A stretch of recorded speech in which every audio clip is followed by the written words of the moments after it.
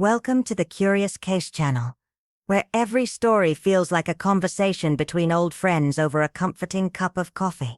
Today, prepare yourself for a chilling new mystery featuring the endlessly perceptive and brilliantly intuitive Miss Marple, Agatha Christie's beloved amateur sleuth. Settle in somewhere cozy, maybe with your favorite drink in hand, and let's peel back the layers of a puzzle that refuses to stay buried. And before we dive in, why not drop a quick comment below telling us where you're tuning in from? It's always heartwarming to know how far and wide our little detective community stretches. Now, let's begin with a story that promises more questions than answers. Miss Marple and the Death That Wasn't There. The Invitation to Hawthorne Grange. Miss Marple had grown used to the predictable rhythms of village life, to mornings that arrived with little more than polite letters, charity requests, and the occasional cryptic postcard from an old acquaintance. But today was different. Today, nestled between her usual correspondence, was a letter that carried a strange, almost desperate urgency. The parchment was thick, the ink hurried, and the scent, faintly lavender, clung stubbornly to the folds. She read the words twice, then a third time, heart quickening. It was from Lady Margaret Wycliffe, a woman Miss Marple had met only once during a luncheon at Fortnum's many years ago. The letter spoke of an unspeakable crime, a disappearance that no one wished to acknowledge. My dear Miss Marple, I implore you, something terrible has occurred. My ward Thomas has vanished, and the entire household insists nothing is amiss.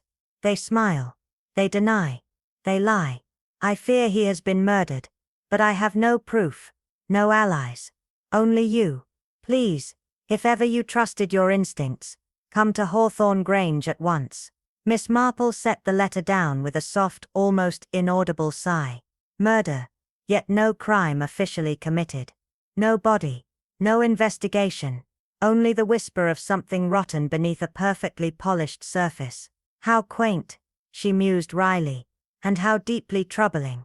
Hawthorne Grange, she remembered, was not just a stately old house tucked away in the misty folds of the countryside. It was a relic, a fortress of pride and withering secrets. Accepting the summons, she found herself several days later stepping out of a rattling hired motorcar, her sensible shoes sinking slightly into the damp gravel. Before her rose the Grange, sprawling, time-worn, and steeped in a silence that seemed almost alive. Vines clawed at the stone like desperate fingers, and the once glorious windows stared blankly back at her, mirror-like and cold. Inside the air was thick, perfumed with age and quiet dread. The butler, expressionless, took her small bag with a mechanical nod, and ushered her into a drawing room where the drapes, though open, failed to invite in the grey afternoon light. Lady Margaret appeared almost immediately, thinner and more brittle than Miss Marple remembered, her hands trembling as she clutched a crumpled lace handkerchief. You came, she whispered, voice cracking. Thank God you came. Miss Marple smiled gently, settling into a chair upholstered in faded velvet.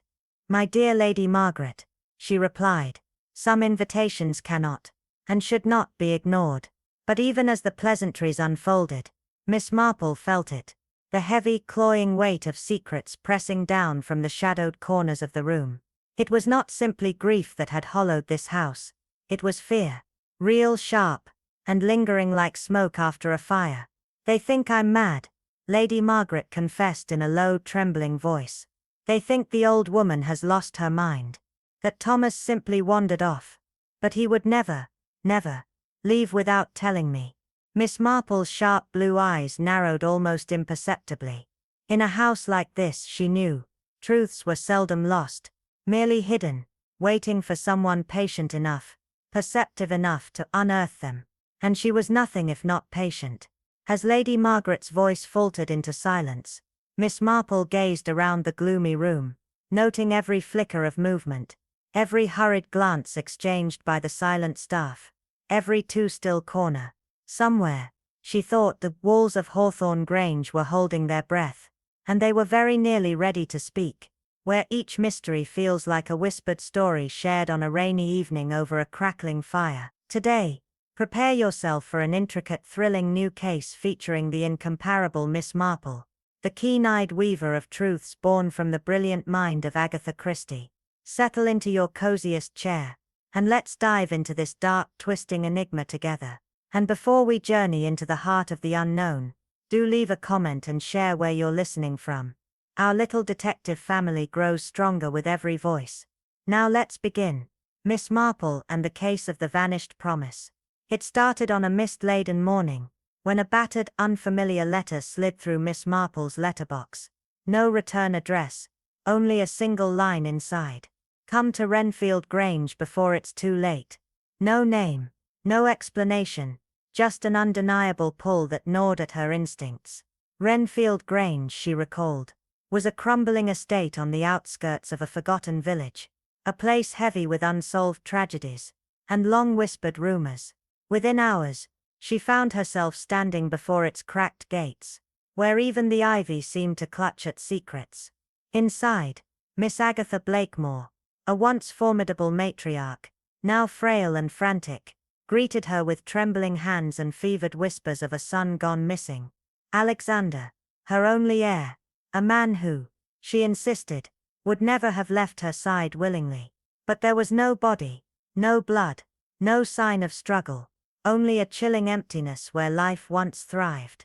The villagers spoke of Alexander as a reckless soul, prone to sudden flights of fancy, and the local constable, a man more interested in his evening brandy than inconvenient truths, dismissed the matter as youthful folly.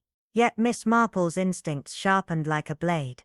The faded corridors of Renfield Grange breathed of betrayal, fear and things unseen. A diary, half burned in the hearth, hinted at a desperate secret, an inheritance worth killing for. As Miss Marple moved through the house's shadowed halls, every creak of the floorboards, every hesitant glance from the servants, told her one thing clearly: someone here knew far more than they let on. And somewhere within the crumbling walls of Renfield Grange, the truth waited, hidden and dangerous, daring to be uncovered. Outside, the village of Renford moved with the careless rhythm of everyday life.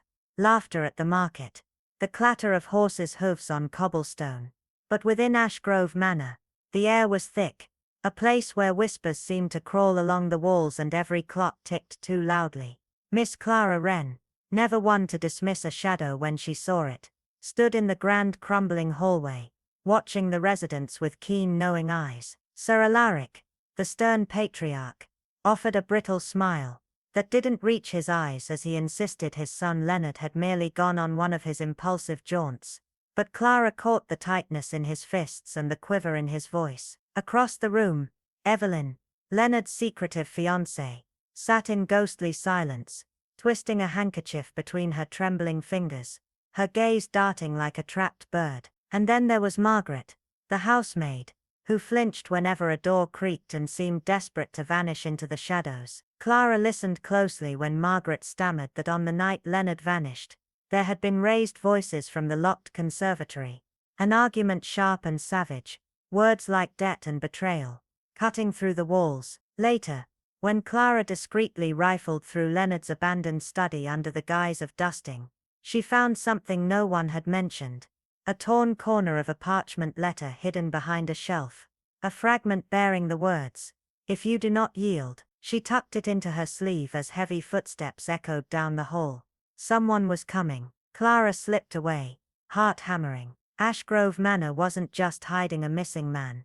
It was nursing a wound deep and bloody, a secret stitched together by fear and sealed with silence. Somewhere within these ancient walls, among the cautious smiles and stiff formalities, Clara knew a predator lurked, and Leonard's disappearance was merely the first thread unraveling a tapestry of treachery far older and far darker than anyone dared imagine.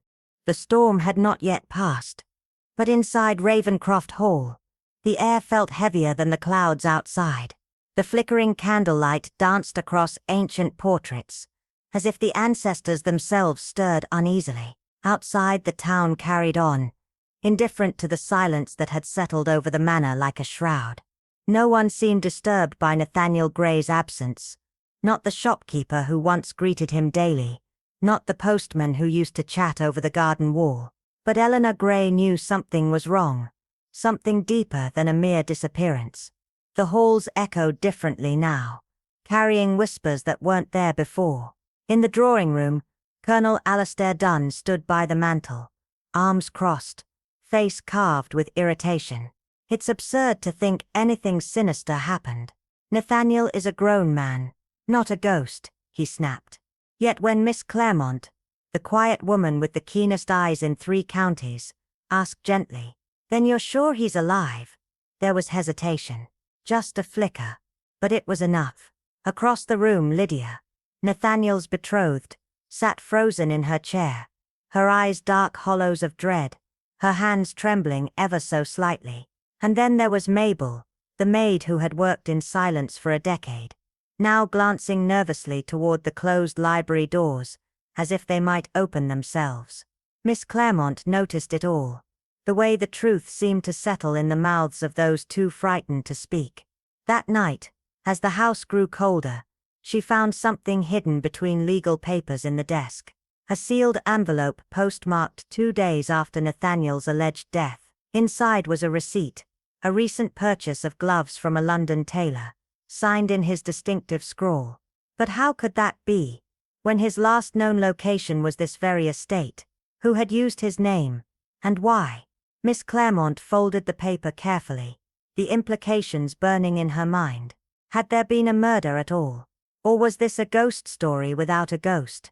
A disappearance veiled in lies and manipulated grief?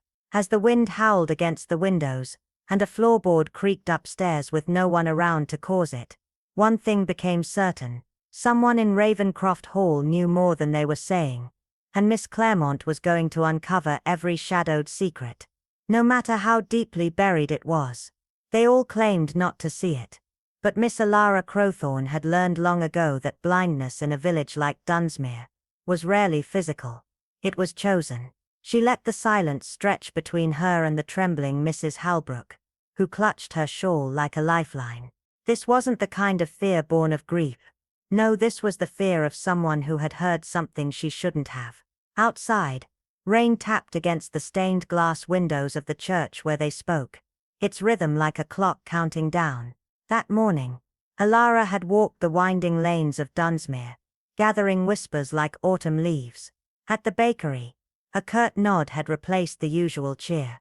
At the apothecary, bottles rattled just a little too loudly when she asked about the Locksley family. But it was in the old tailor's shop where the thread finally began to unravel. "You didn't hear it from me," muttered Mr. Briar, his voice barely above a breath. "But Everett Locksley was seen 3 nights ago. Alive. And not alone." Alara's eyebrow rose, but she said nothing. "The girl with him," he added, leaning close, "wasn't his wife." That thread led her to the innkeeper's niece, who spoke of letters burned in the fireplace, and to the groundskeeper, who mentioned a silver cufflink, found by the lakeside, engraved, still warm and dropped hours after Everett's supposed drowning. And now, in the dim glow of the church, Alara held a clue no one else had noticed. A ledger torn from the rectory archives, the ink still wet with alteration. Everett had withdrawn money from the church's fund the day after his memorial service. As she turned the brittle paper in her gloved hands, her gaze locked on a small smear of blood at the margin. Recent, not old. Someone had come back for this, and left in a hurry. At that moment, a slow, deliberate creak echoed from the back of the church. Alara did not flinch. The door should have been locked. Someone else was here. And if Everett Locksley was alive, hiding in the very village that had already buried his name, she was determined to find out not only why, but what dark promise had kept everyone else so desperately quiet. Something about the study felt wrong, not overtly disturbed. No signs of struggle or chaos, but that was the point. It was too perfect. Alara Crowthorne stood in the dusky stillness of Heathwick Manor's library, her gaze drawn not to what was missing, but to what had been placed just so. A half-burnt candle, whose wax trailed the wrong direction, a cushion with an oddly flattened center as if recently sat upon, and a pocket watch, golden finely made, stopped at 12:16, resting precisely at the center of the polished desk. Odd. especially since Lord Fenwick had last been seen just before dawn. Her fingers ran lightly over the back of the watch, tracing the faint initials RF, not Fenwick's. And curiously, there was no dust ring beneath it. Someone had set it down after the police had supposedly cleared the room. Deliberate. A message. Or a misstep. The silence was pierced by the nervous voice of Lorna, the chambermaid, who stood fidgeting at the doorway. "I saw something, miss," she said, eyes wide. "Out in the orchard, just after midnight. Thought it was Master Fenwick at first. Same coat, same gait." Alara turned slowly. "Did you speak to him?" Lorna shook her head. "No, miss. I hid. He wasn't alone. A woman was with him, tall, face covered. But it's the way he looked back at the house, miss. Like he knew he shouldn't be seen." Alara's breath stilled. If Fenwick had vanished willingly, he wasn't fleeing. He was meeting someone. Someone who shouldn't exist. Her attention returned to the desk, where she opened the drawer and uncovered a single photograph tucked behind ledgers. A woman in shadow, features half lit, standing beside the manor's rose garden. Her hand rested on Fenwick's shoulder, intimately. But Fenwick had no wife, no sisters, and no such portrait had ever been on display. Alara stared at the woman's eyes. Something about them felt watching. This wasn't just a disappearance. It was a performance, and someone had rehearsed it far too well. She found it buried beneath a stack of yellowed ledgers and brittle receipts in the bottom drawer of a mahogany desk no one had touched in years. It wasn't the kind of thing meant to be discovered. A photograph, its corners curled with time, pressed between the pages of an unused ledger as if hidden in haste. The man in the photo was unmistakably Elias Rowan, looking younger, sharper, his smile almost too controlled. But it was the woman beside him that unsettled Clara Wynne. Not just because her face was unfamiliar, but because everything about her presence felt off. She stood too still, her posture too rigid, eyes not on the camera, but somewhere, just past it. Watching, waiting. Clara turned the photo over. A faint inscription in blue ink read, "For what cannot be undone." No date, no names, just a haunting phrase, written by someone who regretted something deeply. Clara's breath caught. Why hide this? Unless it was dangerous. Unless it told a truth someone couldn't afford to let surface. When she showed it to the household, reactions came like ripples through still water. Mr. Blackthorne, the family solicitor, glanced at it with practiced indifference. "Never seen her," he muttered, too quickly. Nadine, Elias's cousin, blinked once, and her wineglass trembled slightly in her hand. "No idea who that could be," she whispered, eyes darting toward the fireplace. But the most telling response came from Mrs. Devlin, the housekeeper. She looked at the photo for only a second before backing away, as if scorched. "That picture should have stayed buried," she breathed, her voice a fractured whisper. "It brings nothing but trouble." Clara's heart thudded. Who was this woman? And why did her memory carry such weight, such fear? And then, in the quiet that followed, Clara understood something crucial. Photographs captured more than faces. They captured moments, choices, regrets, and ghosts no one wished to name. Whatever truth this image held, it had been hidden for a reason. And now, like a crack in old glass, that secret had started to split open. Evelyn Hart's fingers tapped against the side of her porcelain teacup, the faint clink lost in the ticking silence of the drawing room. The photograph, still resting in the folds of her lap, felt heavier with each passing moment. It wasn't merely a forgotten image. It was evidence of a truth no one wished to admit. A face erased not by time, but by intent. Across from her, young Elsie Dunn, the maid with trembling hands and eyes too wide for comfort, entered quietly carrying the tea tray. Her steps were light, her posture rigid, and she moved with the precision of someone walking on thin glass. Evelyn watched closely, knitting needles resting silently on her lap. "Elsie," she said softly, Is there something you've been carrying too long in silence? The girl froze. For a heartbeat she said nothing, then gave a tiny shake of her head, too rehearsed, too careful. But Evelyn pressed, her voice gentle as silk and sharp as a blade. Sometimes, dear, the ones who believe it's not their place to speak, carry the truth others fear to hear. Elsie's lips parted. She glanced at the door, then leaned in, voice a tremor. 3 weeks before Mr. Ashford disappeared, a woman came to the house. She didn't belong here. Weren't no maid, weren't no guest either. She walked in bold, not like someone visiting, but someone who was owed answers. Evelyn didn't speak, only watched. She went straight to the study. Elsie continued, hands gripping the edge of the tray. And they argued. Miss Quiet. But you could feel it. I was nearby. I heard her say he couldn't run from it anymore. That whatever he'd done, it was catching up.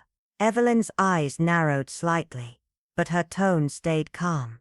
And how did he respond? Elsie swallowed. He was scared, voice cracking, almost begging. After that, he changed, stopped sleeping, jumped at shadows. He even burned papers in the hearth late at night. Evelyn let that settle like ash on the air. Then he vanished, she murmured. Elsie nodded, like he'd been swallowed up. Evelyn sat still, the weight of the revelation sinking deep. This wasn't just a scandal.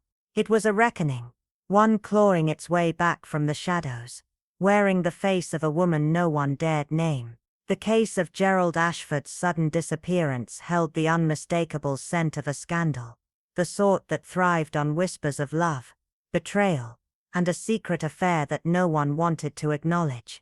The surface was simple: a jealous lover, a hidden liaison, a passionate dispute that went too far.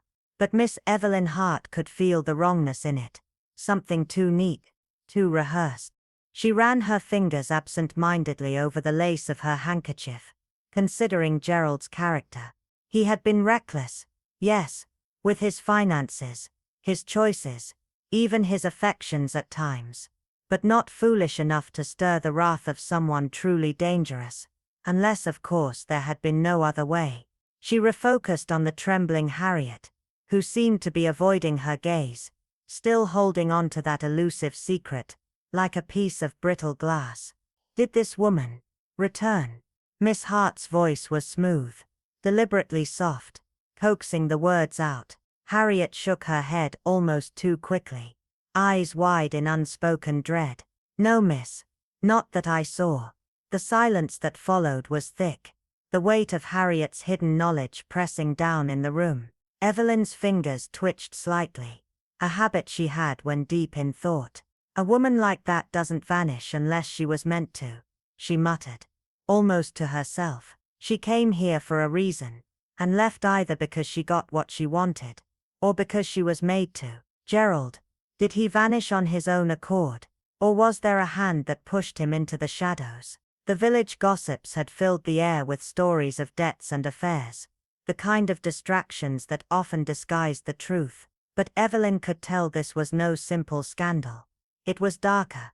There were forces at play here far more dangerous than broken hearts or gambling debts. Evelyn's mind whirred, and a few days later, she found herself across from Mr. Henry Phelps, the village solicitor, in his cluttered office. As he shifted uncomfortably in his chair, adjusting his spectacles, Evelyn noticed a slight unease in him, an unspoken tension that hadn't been there before. Miss Hart, he began, his voice lowering. The Harway estate. It's not as secure as it may appear. Evelyn's curiosity piqued as she leaned in, her knitting forgotten in her lap. Go on, she urged, her gaze sharp. Mr. Phelps sighed, setting aside a stack of legal papers. There's been an ongoing dispute, a matter involving a parcel of land. Gerald was investigating before he vanished. A very private inquiry, if you must know. Evelyn's fingers hovered over her knitting, her thoughts aligning like the final pieces of a puzzle. Private inquiries, she echoed, raising an eyebrow. Yes, well, he continued, his voice dropping to a whisper. I advised him to be cautious. Inheritance disputes. Miss Hart. They have a way of turning far more dangerous than anyone expects. I have reason to believe Gerald uncovered something. Something. Or someone. He shouldn't have. Miss Hart's mind raced as she processed the new information. The quiet hum of danger surrounded her, the threads of this mystery weaving themselves tighter with every word. Someone was hiding something. And Gerald, it seemed, had found it. Miss Evelyn Hart leaned forward, her gaze sharp as a hawk's, studying the solicitor before her. And who in particular would have had reason to silence Gerald? She asked, her voice a quiet thread of tension in the room. Phelps hesitated, his fingers lingering on a stack of papers as if weighing whether to expose something dangerous. Finally he sighed, the weight of the truth pressing heavily on him. I can't say for certain, he murmured. But Sir Reginald, he stands to lose a great deal if old claims come back into question. And there were whispers, rumors that Gerald wasn't working alone. Someone was helping him dig into the past. Miss Hart's lips curled slightly, her mind already racing with possibilities. A hidden land dispute, a nephew who had been poking into dark corners, and now, a disappearance that no one seemed eager to investigate. This was no longer just a family matter. It was the outline of a carefully constructed cover-up, with something far more sinister lurking beneath the surface. As she sat across from Sir Reginald Harway, the patriarch of the family, Miss Hart's fingers gripped the edge of her cup, eyes narrowing. The man was pouring himself a brandy, his movements slow and deliberate, but his eyes betrayed something. A flicker, a tremor in his hand, barely perceptible to anyone else, but unmistakable to someone as keen as Miss Hart. She chose her words with precision, her voice mild yet probing. You were the last person to see Gerald before he vanished. Sir Reginald barely looked up, his face a mask of indifference. Yes, at dinner. We spoke briefly. He mentioned a business trip, and then he left. That was the last I saw of him. Miss Hart tilted her head, observing the man with the calm demeanor of a predator studying its prey. A business trip, you say? She pressed, the words laced with a silent challenge. Sir Reginald nodded, his expression unchanging. Something about meeting a man in London. He seemed preoccupied. Her knitting needles clicked softly in the quiet, a rhythmic sound that filled the space with a sense of mounting anticipation. And yet, Miss Hart continued, according to the innkeeper at the Fox and Hound, Gerald never boarded the morning train. The words hung in the air like a whispered accusation. For a brief moment, Sir Reginald's glass paused in mid-air, his hand trembling ever so slightly. It was a fleeting lapse, but it did not escape Miss Hart's watchful eyes. She had seen it before, men who were caught between the truth and their lies. Curious, wouldn't you say? She added, her voice light yet laden with suspicion. Sir Reginald took a slow sip from his glass, as if buying time. Perhaps he changed his mind, he offered, his tone guarded, but Miss Hart was already a step ahead. Or perhaps, she said with a small smile, he never intended to leave at all. The silence that followed was thick with unspoken truths, the air crackling with tension. Miss Hart watched Sir Reginald closely, her mind piecing together the puzzle. She had seen many men lie in her time, some out of fear, others out of guilt. But Sir Reginald was different. He wasn't lying because he was scared or remorseful. No, he was lying because he knew exactly what had happened to Gerald Harway. Evelyn Hart had always believed that coincidences were rarely what they seemed. In her experience, the smallest inconsistencies often led to the biggest revelations. And as she looked at Sir Reginald, she knew that the threads of this mystery were tightening around him, ready to unravel everything he had worked so hard to conceal.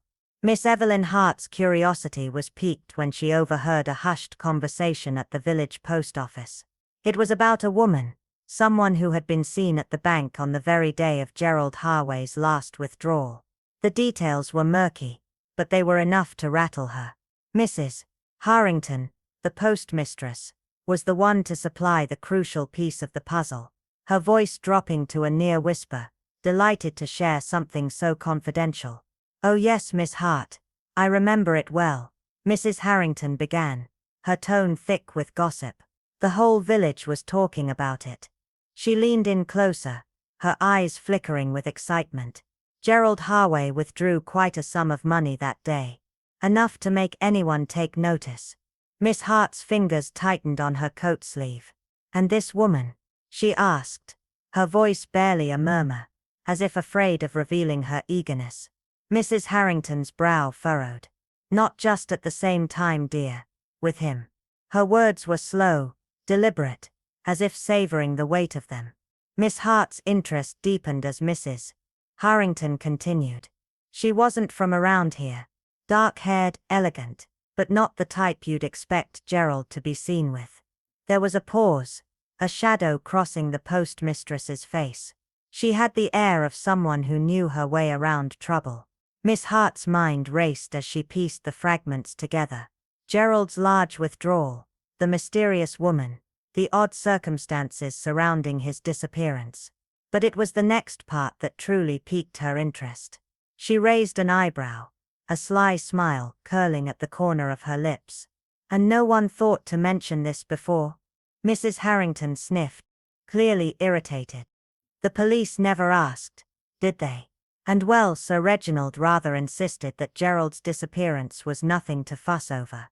Her words dripped with disdain for the aristocrat who had dismissed the entire affair as inconsequential.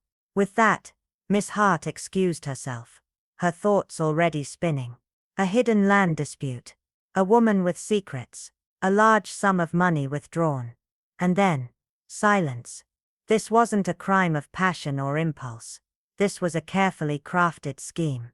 Someone had made sure that Gerald would never speak of it again. Miss Hart had barely set foot back into Foxglove Manor when the horrifying scream shattered the evening's calm. She rushed toward the sound, heart pounding in her chest. Lady Elena lay sprawled at the foot of the grand staircase, her delicate body twisted at an unnatural angle.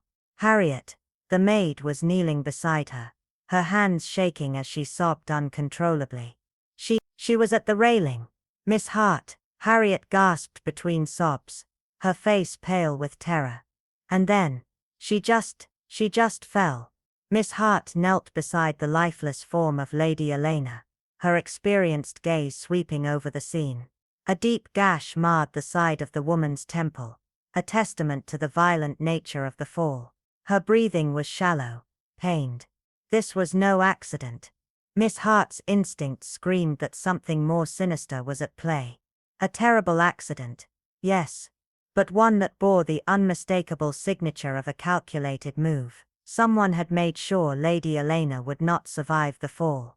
The question now was who, and why? Miss Evelyn Hart didn't let the unsettling silence linger, but rather turned her sharp gaze toward Sir Reginald. He stood at the landing above, his posture rigid, his face a study in controlled composure. Yet, his fingers, ever so slightly twitching, betrayed the unease coursing through him. An involuntary sign of guilt, perhaps, or maybe a deeper fear. He spoke with a smoothness that barely hid the tension in his voice. "She was rather distressed earlier," he said, his eyes darting away briefly as if to avoid her scrutiny. "Perhaps she lost her footing." Miss Hart studied him with unblinking focus.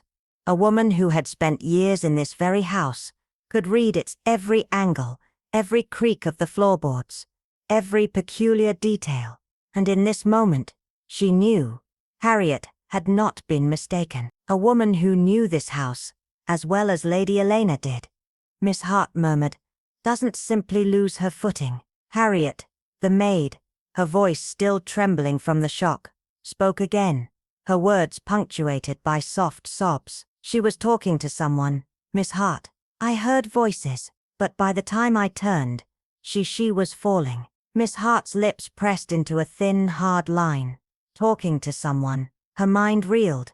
Lady Elena had spent the past weeks adamantly insisting that Gerald had been murdered, that there was something lurking beneath the surface that no one else could see. And now, as Miss Hart was finally uncovering the truth, someone had moved swiftly to silence her, to prevent her from speaking the truth. Her gaze shifted toward the darkened landing. Miss Hart's sharp eyes missed nothing. This wasn't an accident. This was calculated. A deliberate warning, meant to shut down anyone who came too close to the secrets hidden within these walls. A silence imposed upon a woman who had almost cracked the case wide open. The murder that never happened. The air inside Foxglove Manor was thick with a strange tension. The grand drawing room, once a sanctuary of quiet dignity, had transformed into a chamber of heavy anticipation. The room seemed to hum with the weight of unspoken thoughts as everyone present waited for the inevitable reveal. Miss Hart sat poised, her hands folded neatly in her lap, her eyes scanning the assembled group with a calm that belied the storm brewing within. Lady Elena sat stiffly in her chair, her face pale but composed, clutching a delicate lace handkerchief between her trembling fingers, the mark of someone struggling to maintain control in the face of overwhelming fear. Sir Reginald stood near the fireplace, his jaw clenched, eyes dark and unreadable, as he stared into the flames. A man attempting to control the inferno that raged just beneath his carefully constructed exterior. Iris Whitmore, Gerald's fiancée, looked as though she might collapse at any moment, her face ashen and stricken. She clung to the edge of her chair, her breath shallow, eyes darting nervously from person to person. Harriet Finch, the maid, lingered by the far wall, her body pressed against it, as if it were her only refuge. Her eyes flicked anxiously about the room, as though she feared the very walls might close in on her. Miss Hart's voice broke the heavy silence, low and calm, but with a note of authority that cut through the tension. "I do believe, my dears, that we have all spent quite enough time in confusion," she began, her gaze sweeping over each of them. "It is high time we put an end to it." Sir Reginald scoffed, his lips curling in disdain, yet his eyes betrayed a flicker of unease. "And what, pray tell, do you propose to tell us that we do not already know?" he asked, his tone mocking. But there was a quiver in his voice that did not go unnoticed. Miss Hart met his gaze steadily, her eyes narrowing slightly. The time for subtlety was over.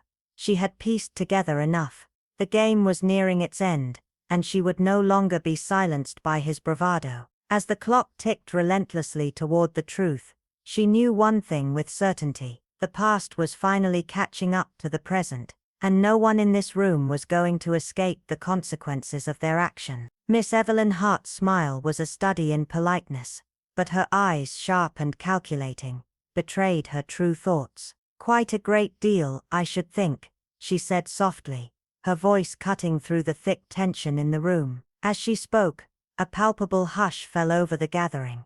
Her words hung in the air, causing every eye to lock on her, filled with a mixture of confusion and curiosity. "Gerald Harray did not meet a tragic fate," Miss Hart continued, her voice steady but laced with the weight of revelation. "Nor was he murdered in some ghastly crime," she added, allowing the words to sink in slowly, methodically. The room seemed to breathe collectively. "No, my dear friends. Gerald's disappearance was no accident," she finished, her gaze sweeping over each face, watching for the first signs of realization. An audible intake of breath came from Iris Whitmore, the fiancée, her face draining of color. Sir Reginald's eyes flickered with something unreadable, a coldness settling there. Miss Hart adjusted her shawl with a deliberate calm motion, the silence thickening. "No," she said, a sharpness creeping into her tone. "It was an intricate deception." A low murmur rippled through the room like a pebble dropping into a still pond, a wave of disbelief and anxiety. Miss Hart's knitting needles clicked together softly, as if punctuating her words with a rhythm of her own. "I do believe, my dears, that the time has come to discuss the murder that never happened." Her words hung in the air, a quiet tension building, as the household exchanged uneasy glances. Miss Hart allowed the truth to settle, letting the weight of her accusation grow with each passing second. "The truth, I'm afraid," she said with an almost apologetic tone, "is far less dramatic than we were led to believe." She paused, letting the suspense build. "For Gerald Harray was never murdered at all." A gasp escaped Lady Elena's lips, her hands trembling slightly, as she clutched her handkerchief tighter. He vanished. Miss Hart continued, her eyes narrowing. By choice. Lady Elena's face twisted in disbelief. That is impossible, she gasped, her voice cracking under the strain of her emotions. Miss Hart inclined her head, a soft smile playing at the corners of her lips. And yet it is true. She stood, her posture poised and composed, the picture of calm authority. You see, Gerald's so-called disappearance was meticulously planned. The staged witness accounts, the misplaced letter, the whispers of debts and affairs, all designed to mislead. Her eyes flicked to Sir Reginald, her gaze sharp and knowing. I must say, Sir Reginald, she said smoothly, you played your part rather convincingly. The concerned uncle, so eager to put the matter to rest. Sir Reginald's nostrils flared, his jaw tightening, but he maintained his composure. Are you accusing me of? He started. But Miss Hart interrupted him, her smile never wavering. Oh, nothing so crude as murder, she said, her tone as smooth as silk. But you must admit, discouraging further investigation was in your best interest. Her voice dropped slightly, the words hanging in the air like a subtle threat. Turning her gaze to Iris, Miss Hart's eyes softened, but her words were no less cutting. And you, my dear, she said gently, must have wondered why your fiancé would withdraw a substantial sum of money mere days before he disappeared. Iris's hands shook visibly as she clutched her seat, her breath shallow. I never questioned it, she said, her voice faltering. Gerald always had secrets. Miss Hart nodded slowly, her eyes never leaving Iris. Yes, but this secret, she said with a quiet emphasis, was one he intended to keep hidden even from you. She paused, letting the weight of her words sink in. The sum he withdrew wasn't just for a rainy day. It was part of a much larger plan, a plan that no one in this room was privy to until now. The tension in the room thickened, the faces around her frozen in a mixture of shock and realization. Everyone was implicated. Everyone had a role to play, whether knowingly or not. The truth had finally begun to unravel, and with it the chilling certainty that Gerald Haray's disappearance wasn't just a crime. It was a carefully orchestrated lie, and now someone had to pay for the deception. The revelation echoed through the room like a thunderclap, causing a stunned silence to settle over the group. Miss Evelyn Hart's gaze was unwavering as she leaned forward, her voice calm yet infused with a quiet power. Gerald Haray did not plan to return, she stated, the words sharp and precise, hanging in the air. What we believed to be a tragic tale was in truth a masterfully executed deception. Her words cut deeper than anyone could have anticipated. The truth had arrived with the subtlety of a venomous snake, and it was now coiling around them. Miss Hart paused, allowing the gravity of her statement to sink in before continuing. Gerald Haray faked his disappearance with the help of an accomplice, and the true crime here isn't murder. No, it's far more insidious. It's fraud. Sir Reginald's face twisted with disbelief, his expression darkening. Fraud, he spat, the word like a bitter taste on his tongue. But Miss Hart only smiled, the glimmer of knowing mischief in her eyes. Oh yes, she said, her voice smooth and unflinching. And if we look just a little closer, we may yet uncover who helped him pull off this remarkable ruse. A ripple of shock passed through the room, the realization settling like a heavy weight in their chests. A deception, not a murder. The room seemed to contract as Miss Hart's words echoed in their minds. Gerald Haray did not disappear out of fear, she continued, her gaze sweeping across the room with surgical precision. Nor was he taken by force. He vanished by design. Lady Elena's breath caught in her throat, her eyes wide with confusion. But why? Why would he do such a thing? She asked, her voice a whisper of desperation. Miss Hart met her gaze, her eyes darkened with the promise of the truth. Because, my dear, Gerald was not merely running from trouble. He was orchestrating a crime far more calculated than we ever imagined. Sir Reginald scoffed, clearly unconvinced. Fraud, preposterous, he exclaimed, his tone dismissive. But Miss Hart's smile never faltered, her composure unshaken. And yet the evidence is overwhelming, She let the silence hang for a moment before continuing, her words falling like slow, deliberate drops of rain. Gerald withdrew a substantial sum of money from the bank just before his disappearance, but he wasn't alone. Her gaze shifted to the photograph she had found in Gerald's study, and the room fell still. She placed the picture on the table for everyone to see. The woman in the photograph was unfamiliar, her identity shrouded in mystery. We all assumed this woman was either his lover or his enemy, Miss Hart said softly, her eyes twinkling with the thrill of the chase. But neither assumption was correct. A collective intake of breath passed through the room, the shock settling into confusion as they tried to process the new information. Miss Hart continued, the words now tumbling out with an urgency. This woman you see was his accomplice. The room seemed to collectively inhale, the reality of the situation sinking in. Gerald and this woman devised a plan, an ingenious one. I must say. Miss Hart paused, allowing the weight of the revelation to settle in before going on. They staged his disappearance, planted just enough confusion to prevent a serious police inquiry, and then ensured the money he withdrew would be untraceable. A perfect crime in every sense. Her piercing gaze locked onto Sir Reginald. And what better way to escape both creditors and family obligations than by faking one's own death? She asked with chilling clarity. Lady Elena trembled, her voice barely audible as she asked. But the letter, the witness. Her face was pale, her mind struggling to grasp the enormity of the deception. Miss Hart nodded slowly, her smile never wavering. The letter, my dear, was planted to mislead. It was designed to look suspicious.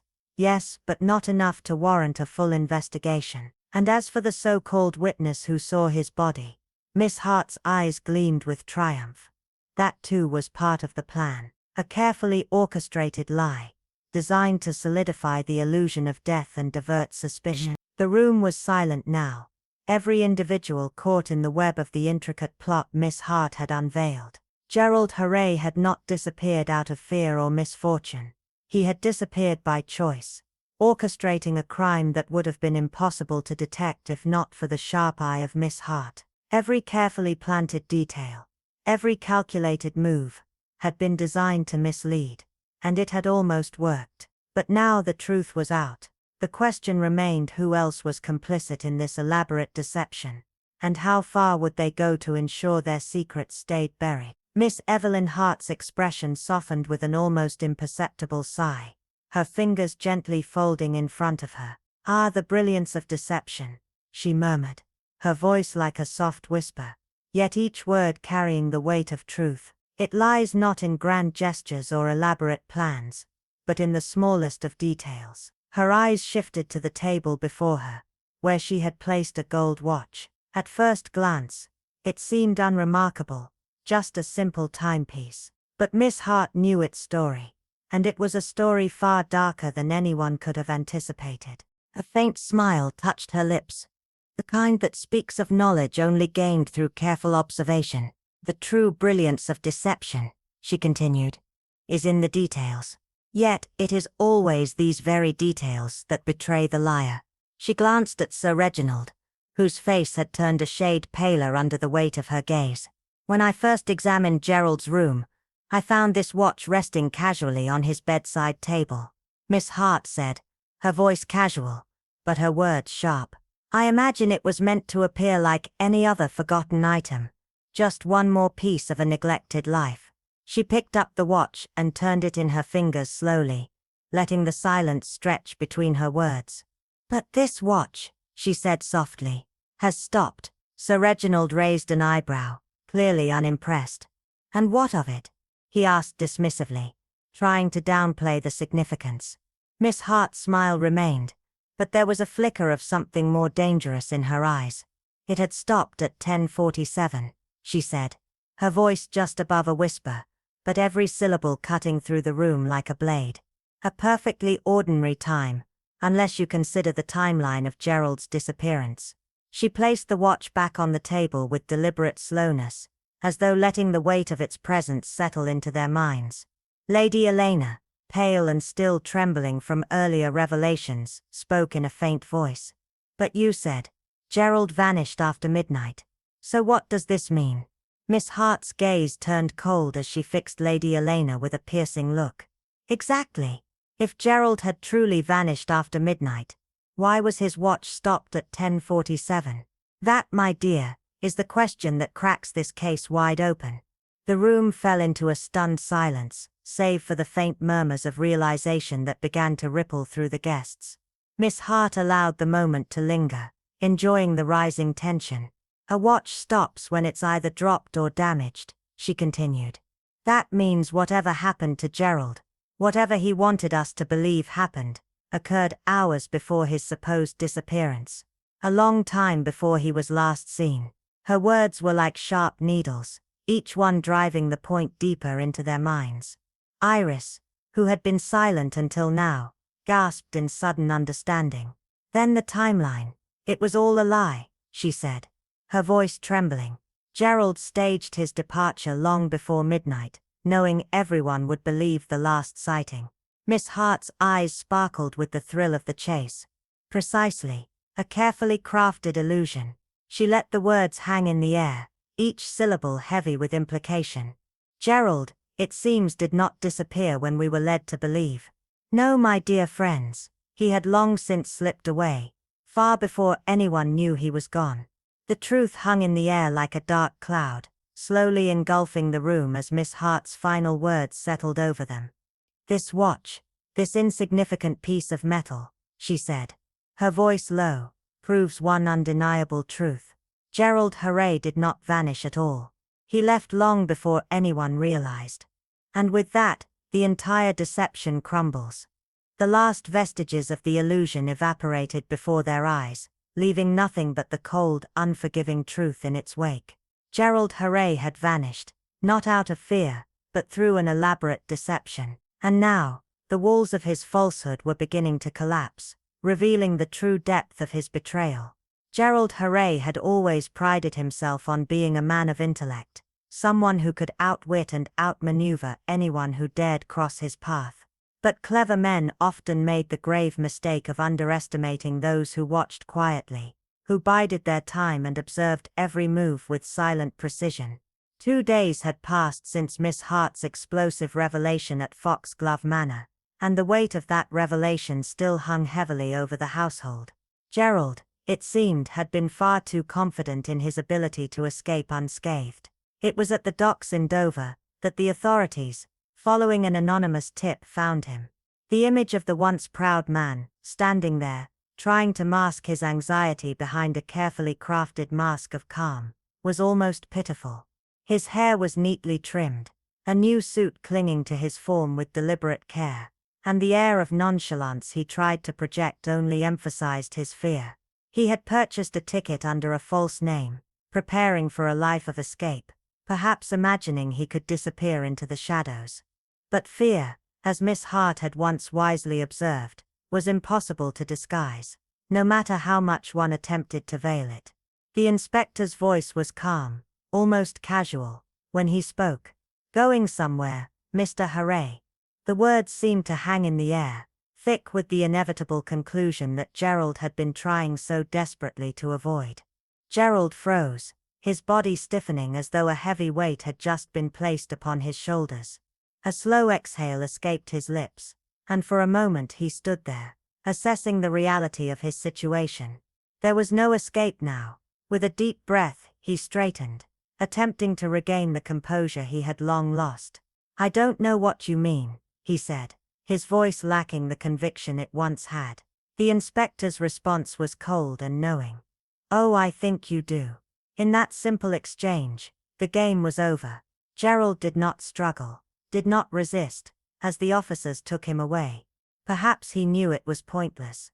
Perhaps he had realized too late that his carefully orchestrated deception had been undone not by a group of seasoned detectives, but by a seemingly inconspicuous old lady with knitting needles, and a penchant for noticing the smallest of details.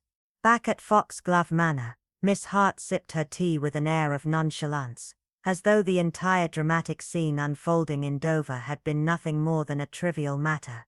"It's always the little things that betray a person, don't you think?" she remarked, her tone so casual it could have been mistaken for indifference. But behind her words, there was a sharp edge, one that cut through the pretenses of those who thought they could fool her. But Gerald had not acted alone. Miss Hart knew. Every crime requires two things: a scheme, and someone daring enough to carry it out. As the truth unraveled, so did the identity of the mysterious woman who had been Gerald's accomplice. She was not a lover, not a blackmailer. No, her name was Margaret Ellison, a solicitor whose fall from grace had been as dramatic as it was public. Once respected in her profession, Margaret had been disgraced after her involvement in tampering with estate documents. It was she who had guided Gerald, shown him the insidious path to siphon money and vanish without a trace. It wasn't passion that had bound them together, Miss Hart mused quietly. No, it was something much darker: greed.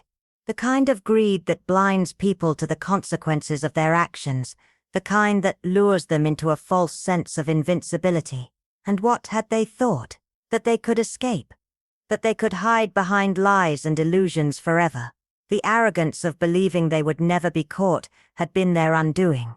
Miss Hart leaned back in her chair, allowing the weight of the moment to sink in. In the end they were caught, she said softly, almost to herself. No matter how carefully a lie is crafted, there is always a moment when the truth comes to light. She took another sip of her tea, her gaze distant, as though she were already looking beyond the events that had transpired, to the inevitable consequences that were yet to come. Lady Elena sat in the armchair, her posture stiff, her eyes unfocused, staring into the empty space ahead. The lace handkerchief in her lap had long since lost its delicate shape, now a crumpled ball between her fingers, as though she could crush the weight of the last few days out of existence. Her lips trembled as she spoke, her voice barely more than a whisper. I truly believed my boy was dead. Miss Marple, sitting across from her, observed her with quiet understanding, her gaze steady and patient.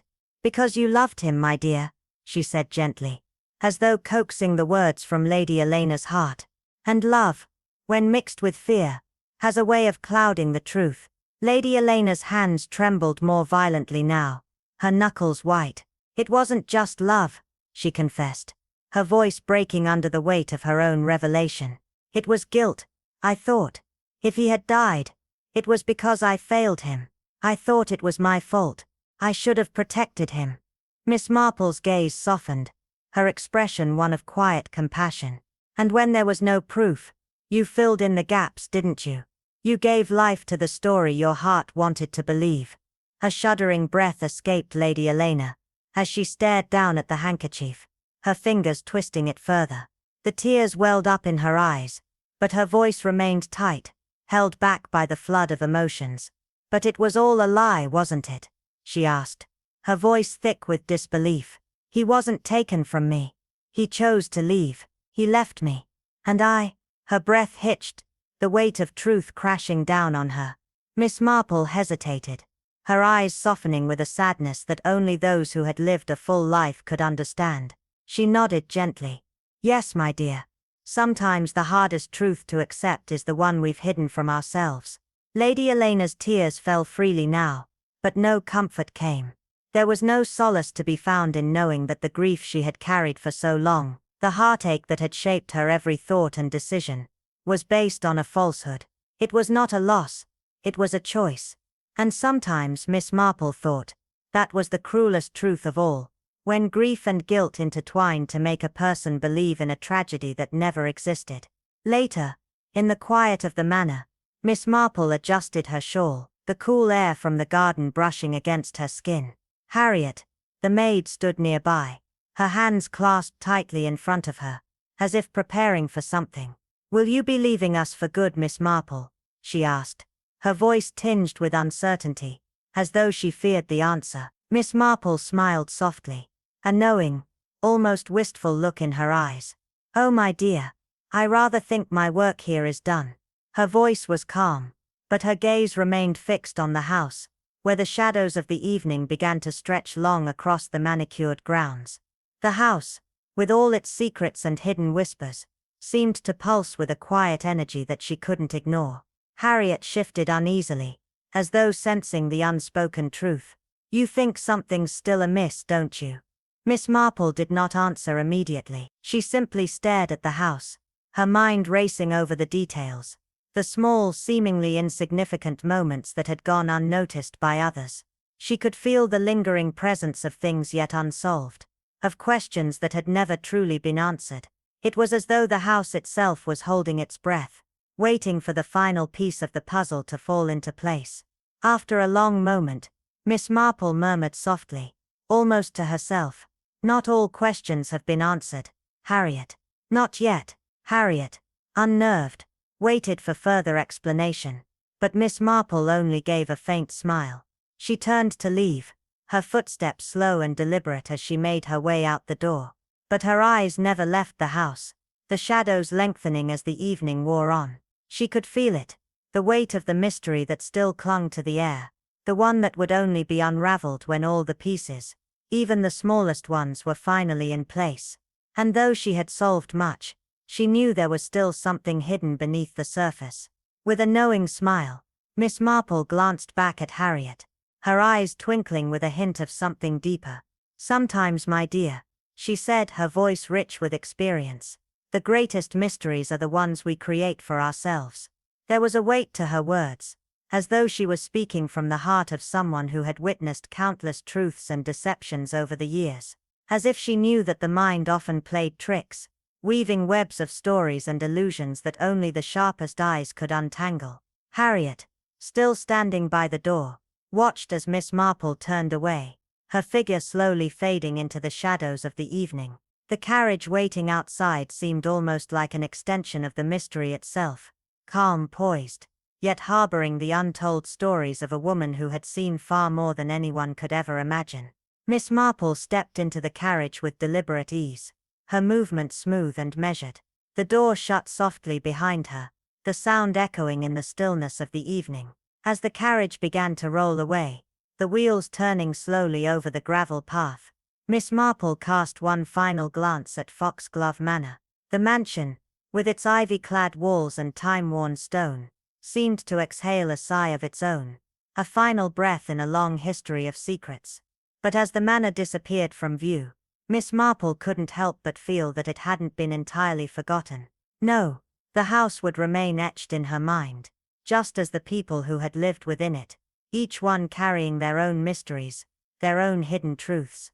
Perhaps they would never all be revealed, but the truth, Miss Marple mused, had a way of lingering long after the last door had been closed, long after the last question had been asked. The carriage rumbled on through the quiet streets, but Miss Marple's thoughts stayed back at Foxglove Manor, lingering in the corners of the darkened rooms, where shadows held on to the memories of a past that had only been half unearthed. And though she had unraveled many of the threads, she knew some questions would never have answers. And in that uncertainty, a new mystery had already begun to take root. She smiled softly to herself, the quiet thrill of an unresolved puzzle settling within her. Perhaps in the end, that was the greatest mystery of all.